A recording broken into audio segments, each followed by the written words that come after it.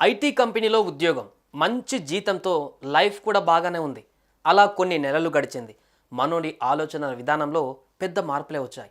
ఎంతకాలం అంటూ ఈ ఉద్యోగాలు చేస్తాం, మంచి బిజినెస్ స్టార్ట్ చేసి లైఫ్లో ఆర్థికంగా ఎదగాలని భావించాడు. ఆ దిశగా కలలు కని వాటిని సాకారం చేసుకునేందుకు ప్రయత్నాలు చేశాడు. వ్యాపారం పెట్టాలంటే మామూలు పన, లక్షల్లో ఖర్చు అవుతుంది.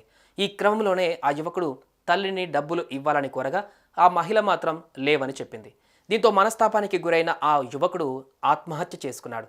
తాజాగా హైదరాబాద్లో చోటు చేసుకున్న ఈ ఘటన స్థానికంగా తీవ్ర విషాదంగా మారింది. Master minds the pride of India. Inter, MPC, BiPC, MEC, CEC చదివిన విద్యార్థులకు సీఏ మరియు సిఎంఏ ఫౌండేషన్ కొరకు నూతన బ్యాచెస్ ప్రారంభం.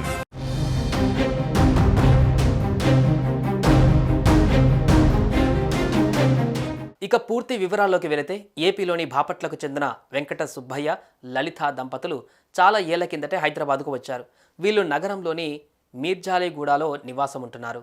వీరికి వాసు అనే 25 ఏళ్ల కుమారుడితో పాటు ఓ కూతురు కూడా ఉంది.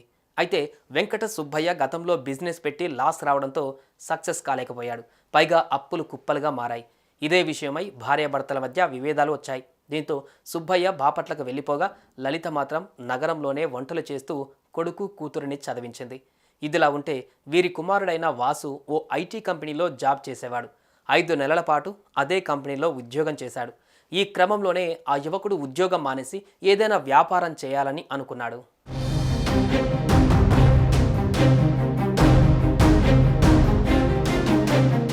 ఇక ఈ మధ్య జాబ్ కూడా మానేశాడు. 5 లక్షలు ఇస్తే టిఫిన్ సెంటర్ పెడతానని తల్లి లలితను కోరాడు. కానీ తల్లి మాత్రం అస్సలు వినలేదు. గతంలో తండ్రి వ్యాపారంలో దెబ్బతినడంతో తల్లి లలిత డబ్బులు ఇచ్చేది లేదని తెగేసి చెప్పింది. వాసు మాత్రం తల్లిని బతిమిలాడడంతో పాటు ఎన్నో ప్రయత్నాలు చేశాడు.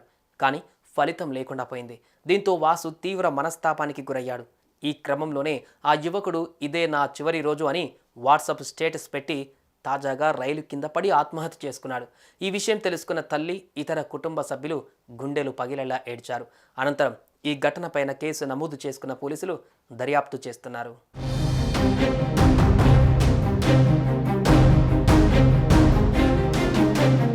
చూసారుగా, ఉన్నట్టుండి వాసు ఎలాంటి నిర్ణయం తీసుకున్నాడో. క్షణికావేశంలో ఆత్మహత్య చేసుకుని కన్నవాళ్లకు కడుపు కోతను మిగిల్చి వెళ్ళిపోయాడు. తల్లి డబ్బులు ఇవ్వలేదన్న కారణంతో వాసు ఇలాంటి నిర్ణయం తీసుకోవడం బాధాకరం. దయచేసి ఎవరు ఇలాంటి నిర్ణయాలు తీసుకోవద్దని మానసిక నిపుణులు సూచిస్తున్నారు. సుమన్ టీవీలో మీ పర్సనల్ అండ్ బిజినెస్ ప్రమోషన్స్ కోసం కింది నెంబర్కి కాంటాక్ట్ చేయండి.